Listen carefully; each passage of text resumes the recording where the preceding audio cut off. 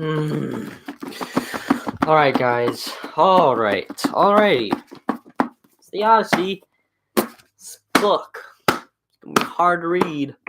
It's a hard read, everybody. We have 50 pages of introductory Roman numerals at the beginning. Let's see the exact number. It's 50. Look at it. Would you look at that? It's actually 70 pages of Roman numerals. Anyway, I'm going to read the Odyssey. Why am I going to read the Odyssey? Who knows? I'm a sadist. I'm a masochist. All right, let me just prepare. I'm going to get in the right mood.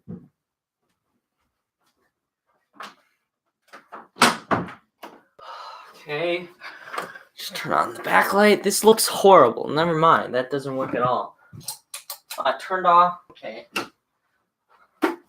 Alright. That makes lighting much worse. Alright. Let's move. Okay, let's read it. Let's actually start the reading. I should probably get my glasses, because that's the tradition. But I don't care enough.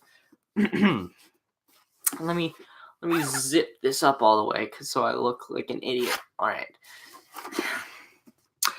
Sing in me, Muse, and through me tell the story of that man skilled in all ways of contending, the wanderer, hurried for years on end, after he plundered the stronghold on the proud height of Troy. He saw the townlands, and learned the minds of many distant men, and weathered many bitter nights and days in his deep heart at sea, while he fought only to save his life, to bring his shipmates home. But not by will nor valor. Valor. Could he have saved them? For their own recklessness destroyed them all. Children and fools, they killed and feasted on the cattle of Lord Helios, the sun, and he moves all day through heaven, took from their eyes the dawn of their return. Of these adventures, Muse, daughter of Zeus, tell us in our time, lift the great song again. Begin when all the rest who left behind them had long death in battle or at sea, had long ago returned, while he alone still hungered for home and wife. Her ladyship Calypso clung to him in her sea-hollowed caves, a nymph, immortal and most beautiful, who craved him for her own. So in case you have no clue what's going on, which I wouldn't be surprised if you have no clue what's going on, he asks Muse to tell the story of Odysseus and how they his story, and how Calypso, I don't know what Calypso. A nymph. Yeah, Calypso is a nymph, and she's keeping Odysseus trapped in her cave because she's attracted to him or whatever. And when long now I'm going to start reading again. And when long years and seasons wheeling brought around that point of time, ordained for him to make his passage homeward, trials and dangers, even so, attended him even in Ithaca, near those he loved. Yet all the gods had pitied Lord Odysseus, all but Poseidon, raging cold and rough against the brave king, till he came ashore at last on his own land. But now that god had gone far off among the sunburnt races, most remote of men, at earth's two verges, in sunset lands and lands of the rising sun, to be regaled by smoke of thigh bones burning, haunches of rams and bulls, and 100-fold. He lingered delighted at the banquet side. Okay, if you don't know what's going on there, basically, every god was like, Odysseus, you should go home. But Poseidon's like, no, I am raging cold and rough. But then he moves to a remote place with a bunch of men, and he's he's eating haunches of rams and bulls. So, Poseidon's out of there. He's busy. But who isn't busy? Everyone else. And so Now they're going to be talking about, the conversation between the rest of the gods. In the bright hall of Zeus upon Olympos, the other gods were all at home, and Zeus, the father of gods and men, made conversation, for he had meditated on Agasthos, dead by the hand of Agamemnon's son, Orestes, and spoke his thought aloud before them all. I'm sure or Orestes. Sorry, Orestes. That's what the little hat means. Agamemnon.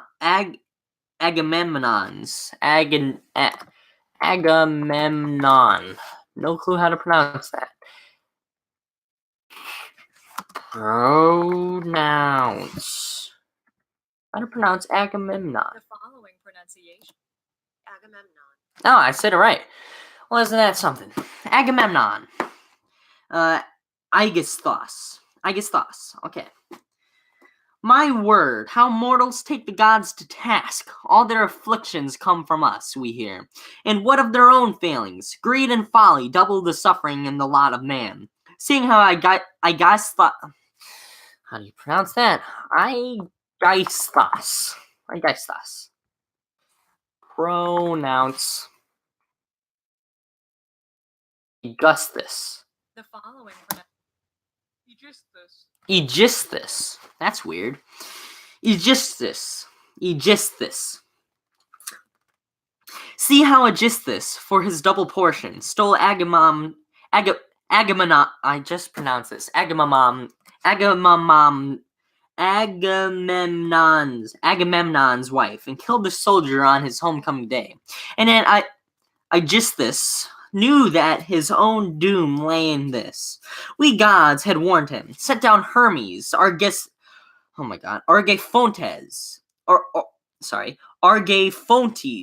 our most observant courier. I say, don't kill the man, don't touch his wife, or face a reckoning with Orestes, the day he comes of age and wants his patrimony. Fondly advice, but would I adjust this, take it. Now he has paid the reckoning in full. So, basically, Zeus, I don't know who Augustus is. Augustus, who is he? Figure in Greek mythology. This is the shortest page on Wikipedia I've ever seen. The son of Thyestes and Thyestes' own daughter Penelope, an incestuous union motivated by his father's. While Agamemnon lay siege to Troy, his estranged queen took Aegisthus as a lover. The couple killed Agamemnon upon the king's return, making him the king. Alright, so he's just like a king again, I guess. He's just some Greek guy. Who knows?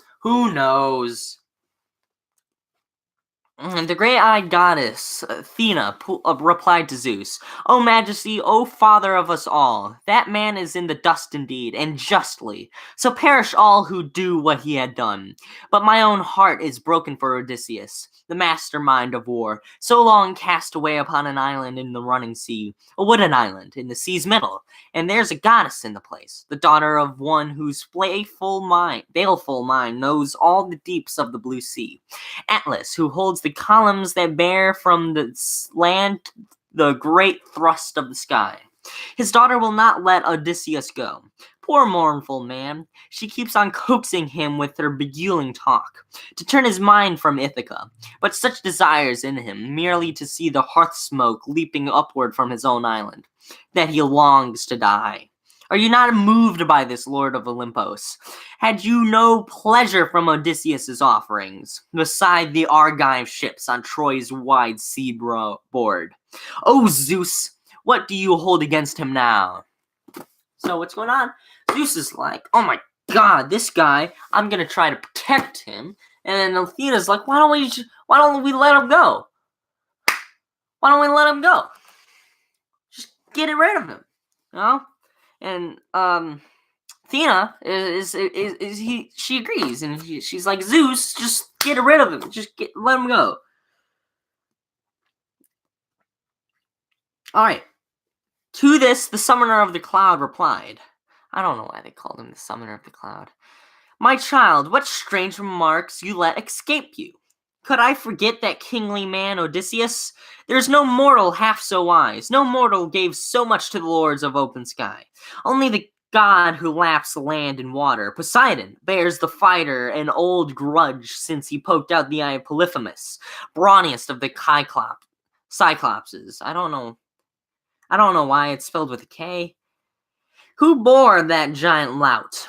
Thusa, daughter of Phorcys, an offshore sea lord, for this nymph had lain with Lord Poseidon in her hollow caves. Naturally, the god, after the blinding, mind you, he does not kill the man, he only buffets him away from home.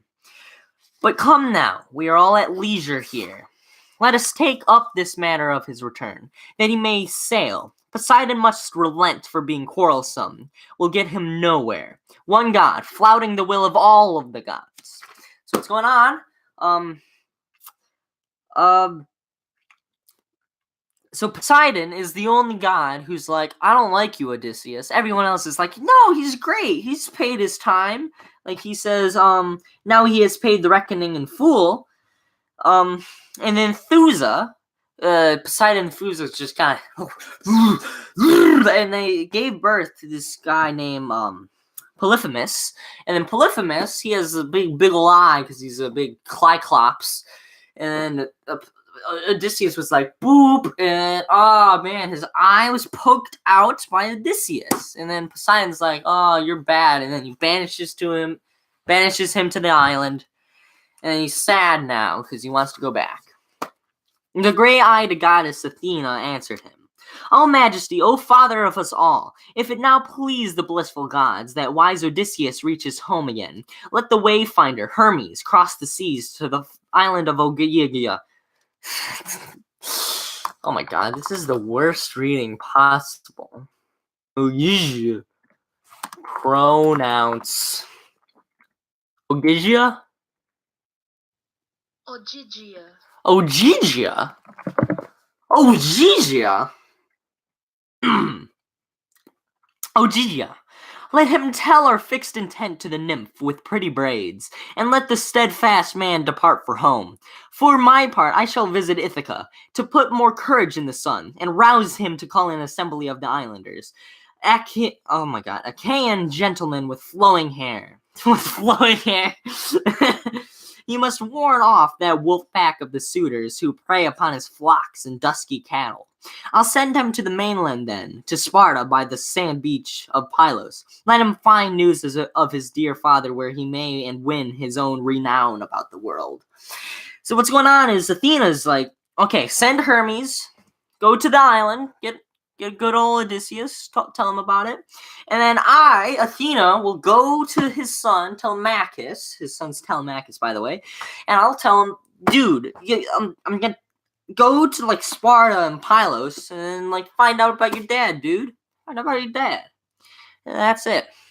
She bent to tie her beautiful sandals on, ambrosial, golden, that carry her over water or over endless land on the wings of the wind, and took the great haft of her spear in hand. That bronze-shod spear this child of power can use to break in wrath long battle lines of fighters. Flashing down from Olympus's height, she went to stand in Ithaca, before the manor, just at door-sill of the court. She seemed a family friend, the Typhon Captain Mentes, waiting with a light hand on her spear. Before her eyes, she found the lusty suitors casting dice inside the gate, at ease on hides of oxen they had killed. Oh my god.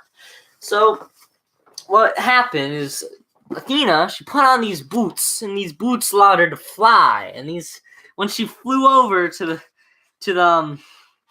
the island, which is, Ithaca, which is where Odysseus is from, she's like, yo, I don't look like Athena anymore. I look like Mentes. That's what it means when she said, she seemed a family friend, the Taphian captain Mentes. Alright, so she looks like Mentes now. That's what it is. That's what that means. All right. And then for some reason, like, she found all of the suitors, all of these guys, and they're all, I don't know what it means particularly by suitors. Yeah, okay, I knew what it means. Okay, so they're all trying to get Penelope, this, like, Odysseus's wife. And they're all lustful, you know, they're all like, I want Penelope, I want her, I want to marry her and become king of Ithaca. But, you know, Penelope, she's like, I love Odysseus, and she'd, like, kiss him on the lips or whatever. And then, so Penelope, still single, waiting for Odysseus, even if he is dead. And then, Athena dresses up Mentes, and she comes up, and she sees all these horrible, horrible suitors. And they're portrayed as these horrible people because they killed a bunch of oxen, and they're laying their hides out, and they're just laying on it. They're just laying on it and casting dice on it. How ridiculous. Okay, I'm gonna start reading again. Their own retainers made a busy sight, with houseboys mixing bowls of water and wine, or sopping water up in sponges, wiping tables to be placed about in hall, or butchering whole carcasses for roasting. Long before anyone else, the prince Telemachus now caught sight of Athena, for he too was sitting there unhappy among the suitors, a boy daydreaming. What if his great father came from the unknown world and drove these men like dead leaves through the place, recovering honor and lordship in his own domains? Then he who dreamed in the crowd gazed out at Athena. Straight to the door he came, irked with himself to think a visitor had been kept there waiting, and took her right hand, grasping with his left, her tall, bronze-bladed spear. Then he said warmly, "Greetings, stranger. Welcome to our feast. There will be time to tell you your errand later." He led the way, and Pallas Athena followed into the lofty hall. The boy reached up and thrust a spear high in a polished rack against a pillar where tough spear on spear of the old soldier. His father stood in order. Then, shaking out a splendid coverlet, he seated her on a throne with footrest, all finely carved, and drew his painted armchair near her, at a distance from the rest. To be amid the din, the suitors' riot, would ruin his guest's appetite, he thought, and he wished privacy to ask for news about his father, gone for years. So what's going on? Telemachus, he sees this guy, Mentes. He sees Mentes at the door. He's like, oh my god, he's just been waiting there. So he opens the gate. He's like, come on in. We're having a feast, everybody. And Athena, dressed up as Mentes, or, you know, disguised herself as Mentes. So he takes her spear, puts it in the rack with all of his father's spears, and now he wants to ask Mentes in private, while no one else is there at the feast, about his father and what's going to happen with his father and where is his father. I don't know why he'd assume that Mentes would bring information about his father, but you know, that's what Telemachus wants, who is Odysseus' son, if you forgot. All right. A maid brought them a silver finger bowl and filled it out of a beautiful spouting golden jug, then drew a polished table to their side. The larder mistress with a tray came by and served them generously. A carver lifted cuts of each roast meat to put on trenchers before the two. He gave them cups of gold, and these the steward, as he went his rounds, filled and filled again.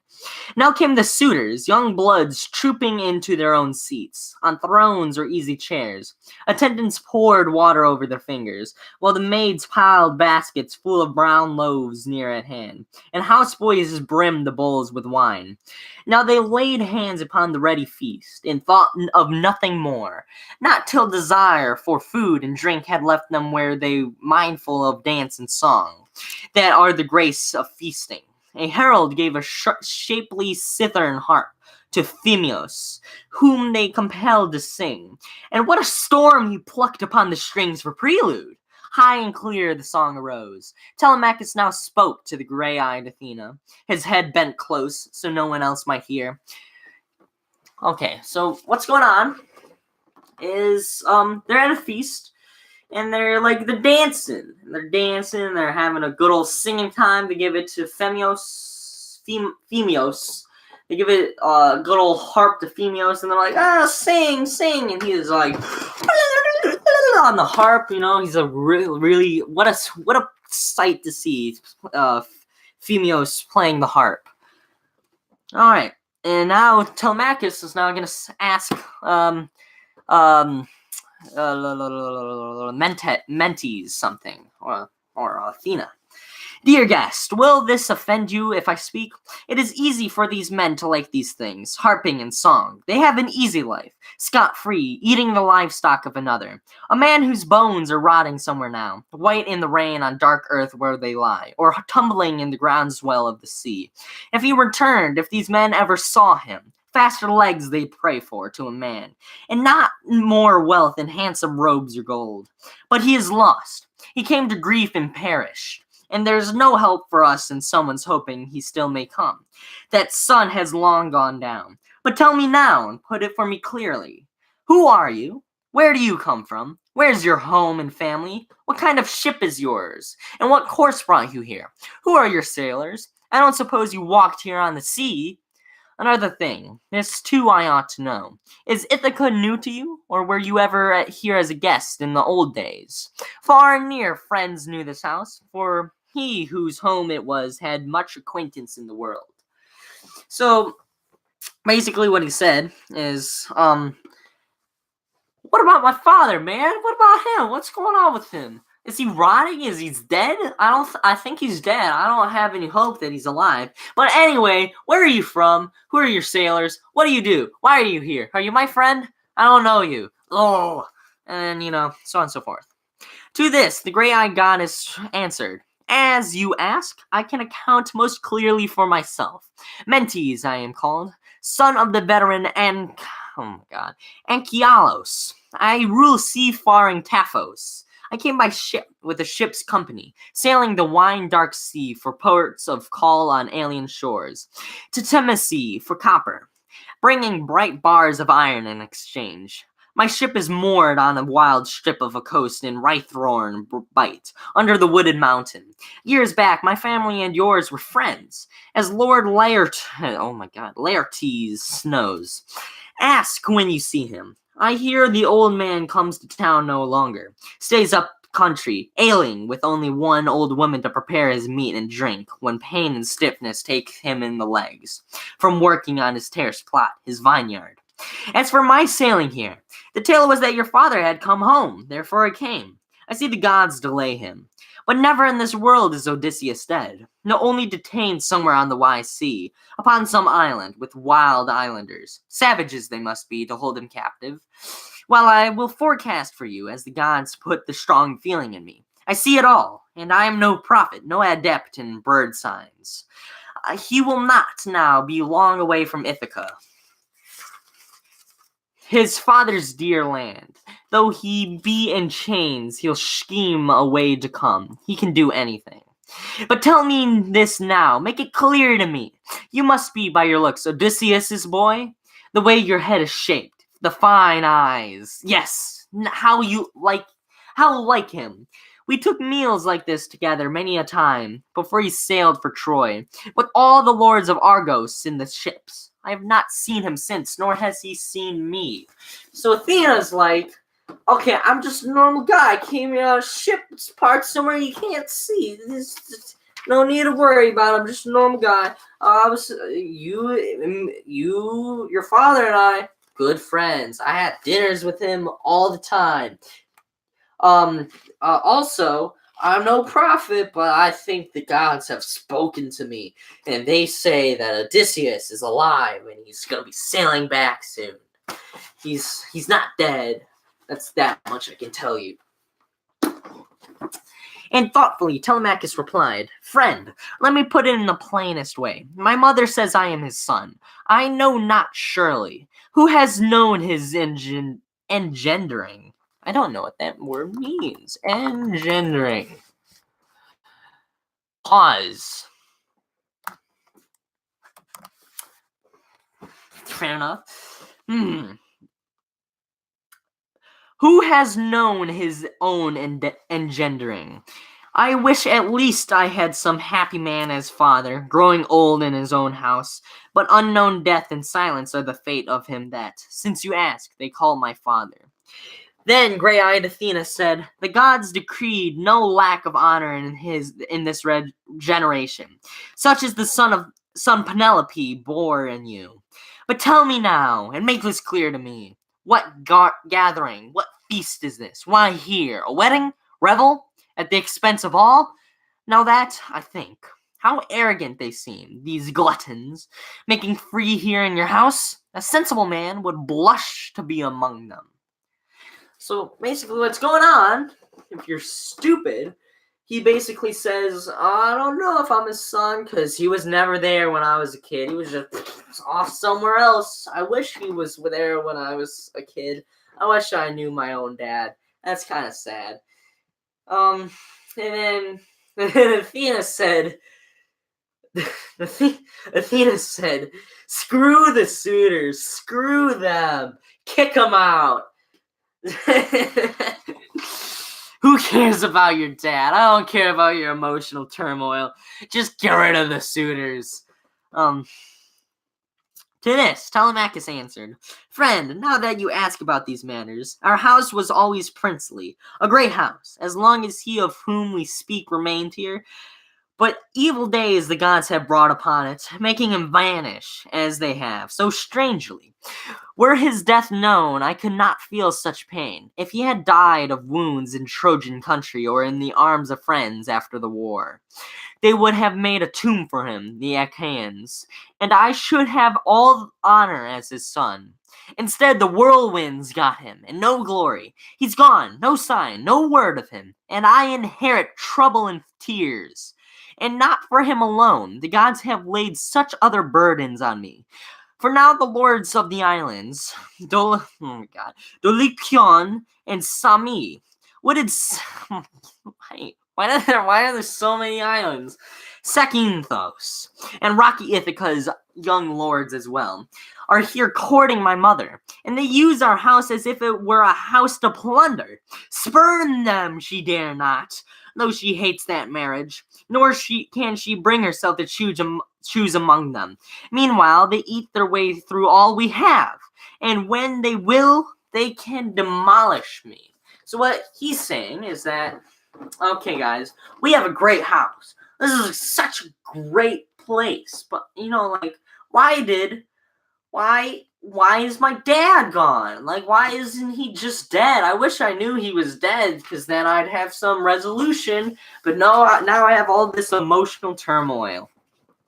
Also, screw the suitors. Oh, they want Penelope? No, Penelope doesn't want them back. She doesn't want to choose them, even though she doesn't really like that she isn't really in a marriage. Screw the suitors. Screw you, suitors. Also, I'm not swearing. This is Christian audiobook. Pallas Athena was disturbed, and said, bitterly you need Odysseus then. High time he came back to engage these upstarts. I wish we saw him standing helmeted there in the doorway, holding shield and spear, looking the way he did when I first knew him. That was at our house, where he drank and feasted after he left Ephyra, whatever. Homeward bound from a visit to the son of Myrmerus, Elos. Oh my god. Why do they have so many unnecessary... with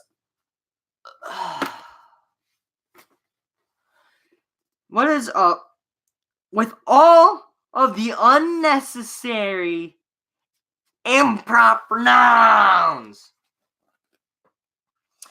He took his fast ship down the Gulf that time for a fatal drug to dip his arrows in and poison the bronze points, but young Elos turned him away, fearing the god's wrath. My father gave it, for he loved him well. I wish these men could meet the man of those days. They know their fortune quickly. Cold bed. Aye, but it lies upon the god's great knees whether he can return and face a reckoning in his own house or not. I should take steps to make these men disperse. Oh, sorry. If I were you, I should take quick steps to make these men disperse. Listen now and attend to what I say. At daybreak, call the islanders to assembly, and speak your will and call the gods to witness. The suitors must go scattering to their homes. Then here's a course for you if you agree. Get a sound craft afloat with 20 oars and go abroad for news of your lost father. Perhaps a traveler's tale or rumored fame issued from Zeus abroad in the world of men. Talk to that noble sage at Pylos, Nestor. Then go to Menelaus, the red-haired king at Sparta. That last man home of all the Achaeans. If you should learn your father is alive and coming home, you could hold out a year. Or if you learn that he is dead and gone, then you can come back to your own dear country and raise a mound for him and burn his gear with all the funeral honors due the man, and give your mother to another husband. When you have done all this, or seen it done, it will be time to ponder concerning these contenders in your house, how you should kill them outright by deal. You need not bear this insolence of theirs. You are a child no longer. Have you heard what glory young Orestes won when he cut down that two-faced man? For killing his illustrious father? Dear friend, you are tall and well set up, I see. Be brave, you two, and men in times to come will speak of you respectfully. So, basically, what Athena's doing, Athena's like, Athena's like, okay, I have a plan. What are you gonna do? Get ready, suitors. Screw the suitors. Screw you, suitors. And then, she's like, okay, go to all these places, go to all these people, check in on your father, get the news, get the breakdown, man. And then she's like, if you find out he's dead, fair enough.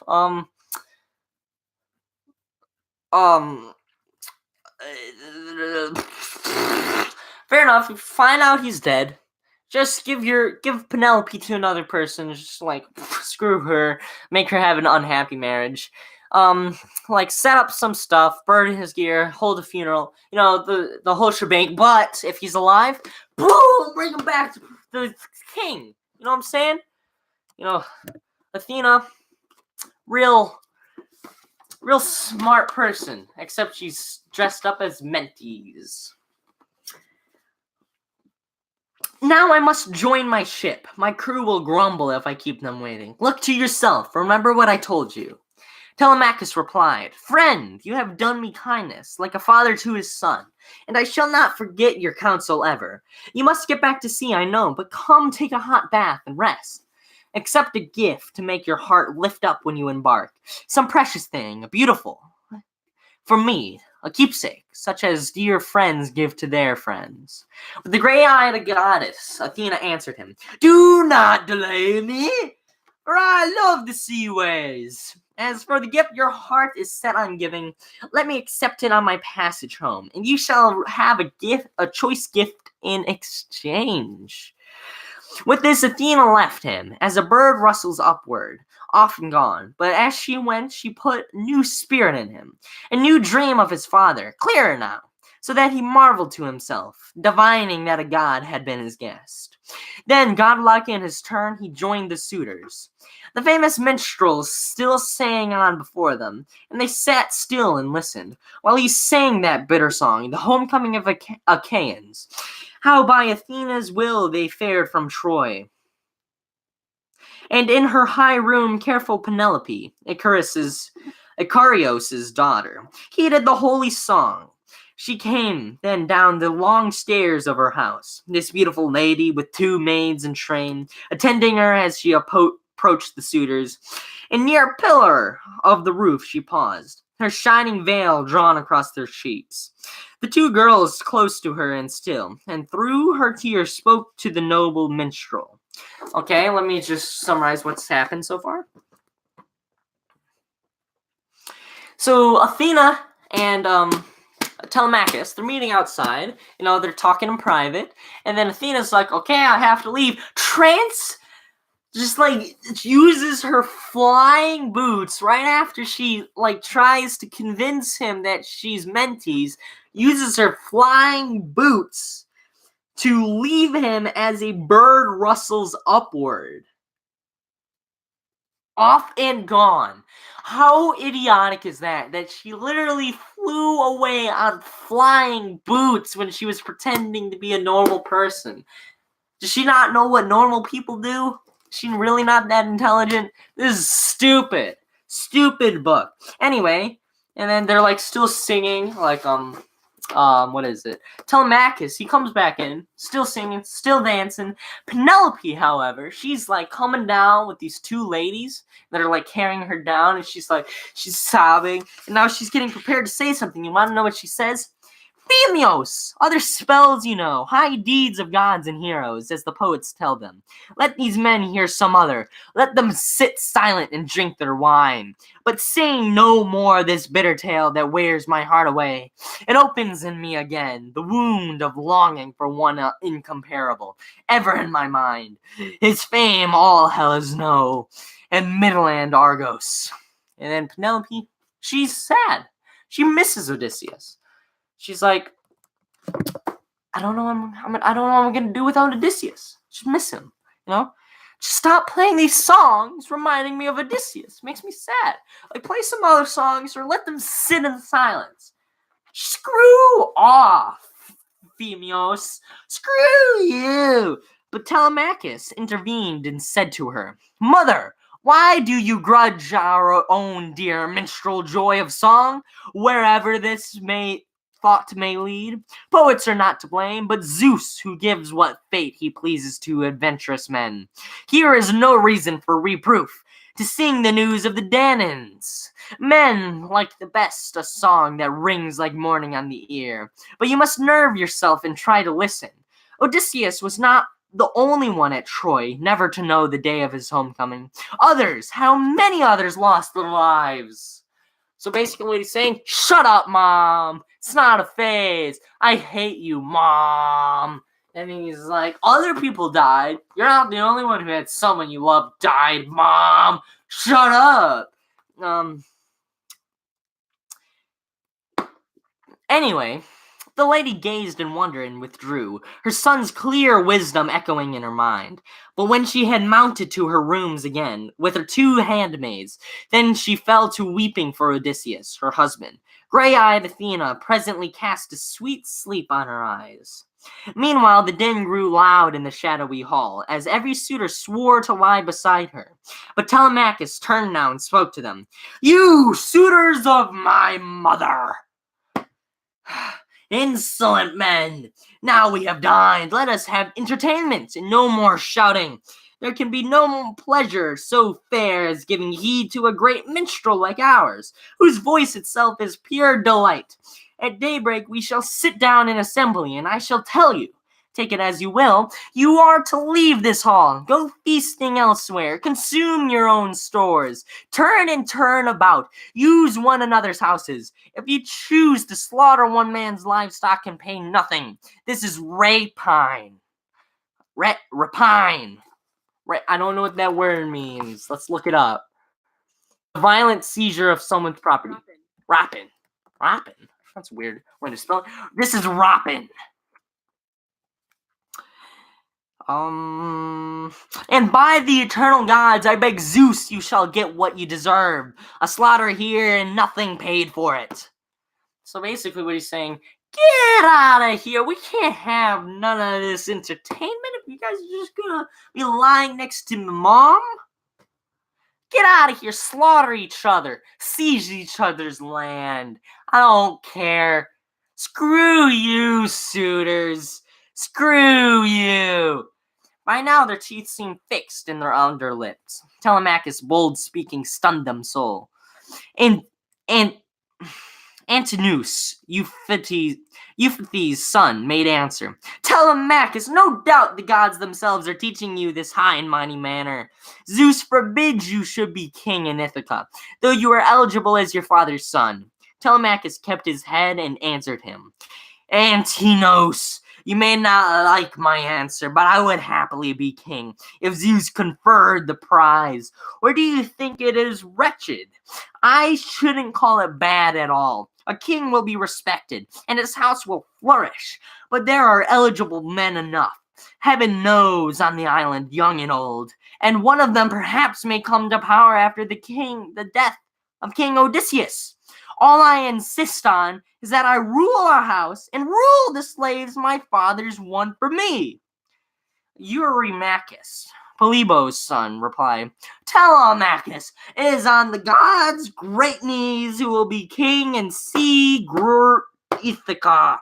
But keep your property and rule your house, and let no man against your will make havoc of your possessions while there's life on Ithaca. But now, my brave young friend, a question or two about the stranger. Where did your guest come from? Of what country? Where does he say his home is? Where is his family? Has he some message of your father's coming, or business of his own, asking a favor? He left so quickly that one hadn't time to meet him, but he seemed a gentleman. Do you want to know? Do you want to know what's happening? Basically, what happened is this one guy, he's like, oh, shut up, Telemachus. You don't know nothing. The gods say you can't be the king. Gods are like, shut up, get out of here. And then Telemachus is like, although you may not agree with me, I will rule my own house because my father left it for me and he tried his best to leave it for me. And then this other guy, he comes up and he's like, oh, I agree, you should be able to rule your own house. However, what about that guest? Who was that guest? Was it a goddess, perhaps? Was it a goddess? Who was he? He never said it was goddess. He doesn't suspect it's goddess. Of course he doesn't. But I mean, like, it was goddess. Telemachus made answer, cool enough. Eurymachus, there is no hope for my father. I would not trust a message if one came, nor any forecaster my mother invites to tell by divination of time to come. My guest, however, was a family friend, Mentes, son of Anchilos. He rules the Taphian people of the sea.